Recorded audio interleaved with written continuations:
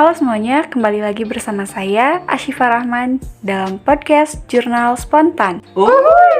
Nah teman-teman, kali ini kita akan ditemani oleh rekan-rekan mahasiswa yang luar biasa. Nah tapi sebelum memasuki perbincangan menarik kita kali ini, kita akan berkenalan terlebih dahulu dengan teman-teman mahasiswa.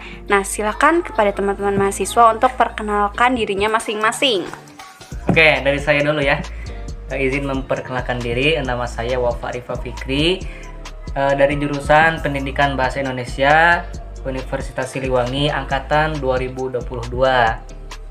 Halo, perkenalkan nama saya Satyana Punya Putri, dari jurusan Pendidikan Bahasa Indonesia Universitas Siliwangi angkatan 2022.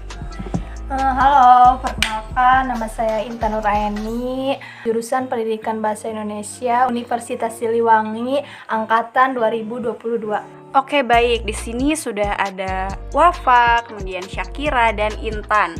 Ya betul. Nah, sekarang kita bincang-bincang santai dulu nih ya. Nah, di sini saya ingin bertanya nih, apa saja sih kegiatan ataupun aktivitas teman-teman sebagai mahasiswa sehari-hari? Ya, kalau saya sih selain kuliah, ya tugas, jadi kutu-kutu nih. Kutu-kutu ya, Iya, kuliah kutu-kutu. tugas. Ya, Oke. benar. Ya, silakan. Dari saya, aktivitas kegiatan sehari-hari saya selain kuliah dan tugas, kebetulan saya juga berada di pondok pesantren gitu. Jadi saya membersamai anak-anak santri dan membimbing, dan tentunya tidak lepas dari hal-hal baik gitu ya. Oke, kesibukan saya ya selain kuliah pulang gitu. Kalau di rumah, rebahan ya sambil scroll TikTok, Oke. sambil lihat-lihat Mayor Teddy gitu. Wah. Mayor Teddy. Baik. Ya. Memang beliau ini sedang digandrungi oleh para kaum hawa ya, Mayor betul. Teddy ini gitu. Oh, berarti kalian semester 4 ya saat ini? Ya, betul. betul. Semester 4. Oh iya, di semester 4 ini Merasa salah jurusan Iya, Semester benar. empat. ya biasanya. mulai disibukkan dan dipadatkan oleh tugas-tugas yang Betul, selalu bermunculan betul. gitu. Betul. Nah, kalau boleh tahu, di semester 4 ini sudah belajar apa nih? Banyak ya. Banyak Banyak. sih. Ada Ada kajian drama, Sosiolinguistik, apresiasi ya, puisi. apresiasi puisi. profesi kependidikan. Ya, dan kebetulan di semester 4 ini juga ada penjurusan nih. Penjurusan antara jurnal dan sastra. Oh, Ya, betul. dan kalian mengambil penjurusan Jurnal dong. jurnalistik, geng, yes. Iya. Nay. Ya, Nah, apa saja sih hal yang dipelajari ataupun ditekuni dalam dunia jurnalistik ini, kalau boleh tahu? dalam dunia jurnalistik itu tentunya kita mempelajari yang pertama mempelajari dasar-dasar Ya, dasar jurnalistik. jurnalistik dulu. Ya, di dalamnya tuh menguat tentang sejarah jurnalistik, tugas dan fungsi jurnalistik, Perkembangan ya, jurnalistik perkembangan dari zaman ke zaman. ya, dan potret media dulu dan sekarang. Ya baik, berbicara mengenai potret media dulu dan kini ya, tentu kita mengalami perubahan gitu. Seiring berkembangnya zaman, yang namanya media pasti mengalami perubahan dan semakin canggih ya gitu. Ya, betul. Semakin terasa perbedaannya. Nah, bagaimana sih potret media dulu dan kini menurut teman-teman sekalian? Media dulu ya lebih ke media cetak seperti koran, Ya, majalah, jalan. eh, Buletin. buletin dan lain sebagainya. Tetapi media sekarang tuh lebih ke media elektronik seperti televisi, Televisi, radio, radio. mewah, laptop. Nah, tadi sudah disebutkan ya bahwa media itu ada media cetak dan media elektronik. Nah, salah satunya adanya gawai atau handphone. Dari masa ke masa media itu semakin praktis berarti ya. Nah, sekarang kita hidup di zaman serba praktis itu, di mana kita bisa mendapatkan informasi kapan saja dan di mana saja. Itu karena adanya handphone. Nah, di zaman ini juga kita tidak bisa lepas begitu ya dari media sosial. Nah, dari media sosial kita bisa mendapatkan berbagai informasi dengan cepat dan mudah. Nah, namun saya pernah mendengar nih bahwa media sosial itu bukan produk jurnalistik.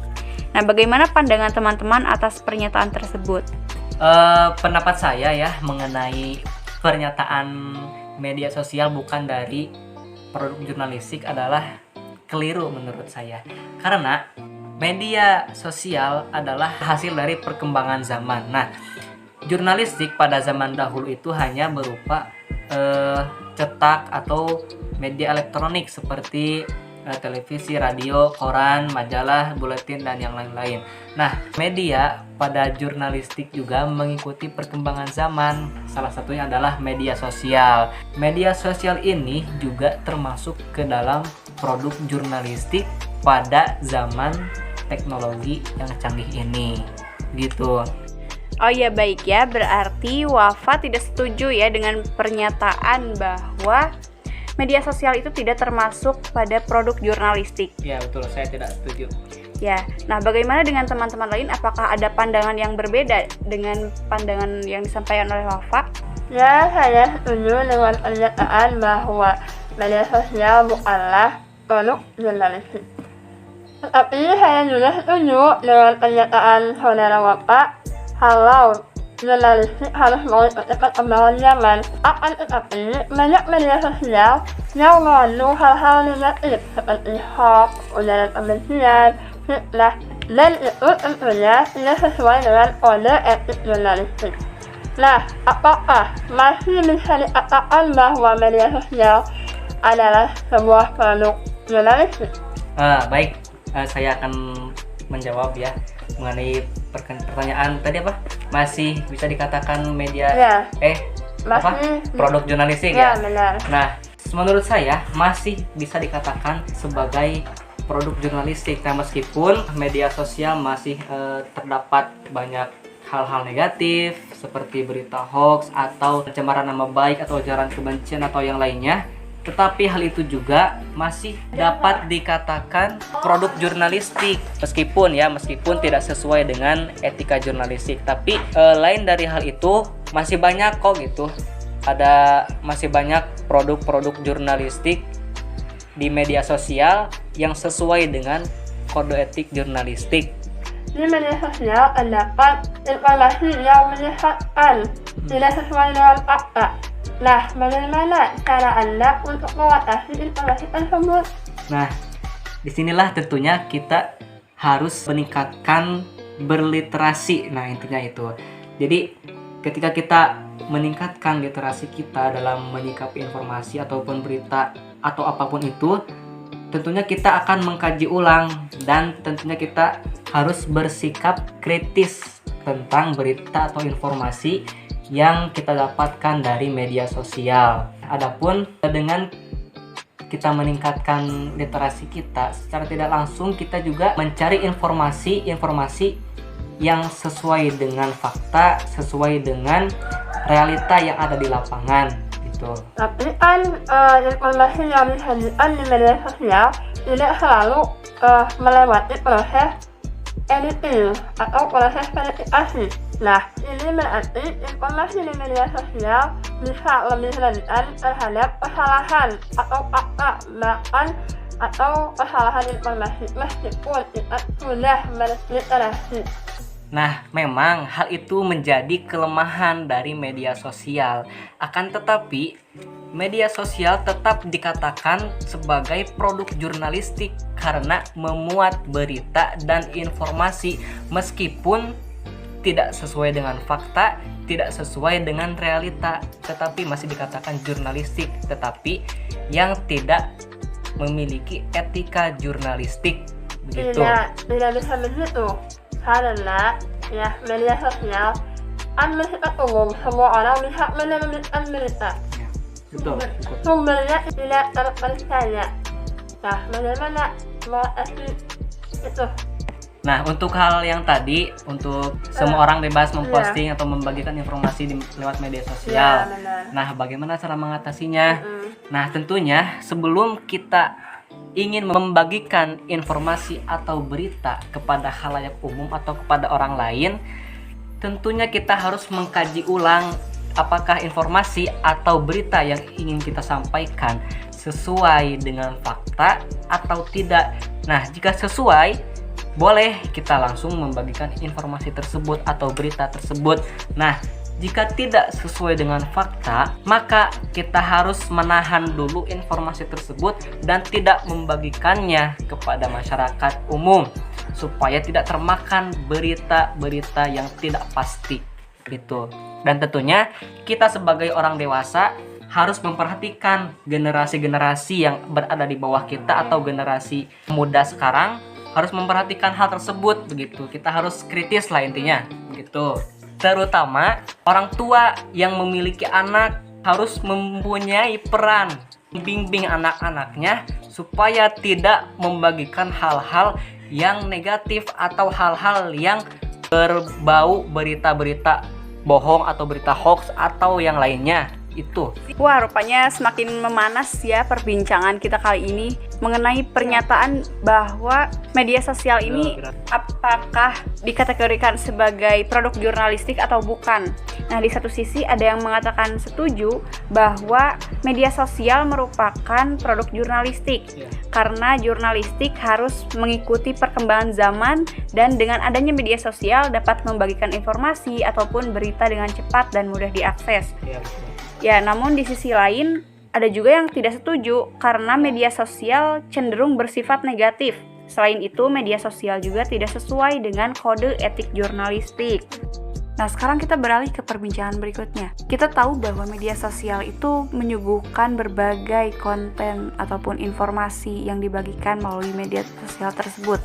Nah, apakah konten-konten media sosial itu termasuk kepada produk jurnalistik? Menurut saya sih ya, konten media sosial ini tidak selalu dapat dikatakan sebagai produk jurnalistik secara langsung. Nah, apa alasan Anda sehingga membuat pernyataan bahwa konten pada media sosial itu bukan termasuk pada produk jurnalistik? Oke, baik. Menurut saya sih ya, karena media sosial seringkali memuat informasi media ataupun konten-konten pribadi gitu ya.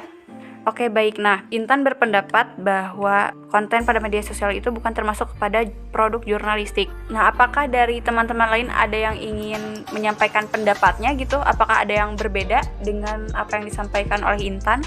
Nah, memang untuk hal itu memang menjadi sebuah kita harus memaklumi gitu ya.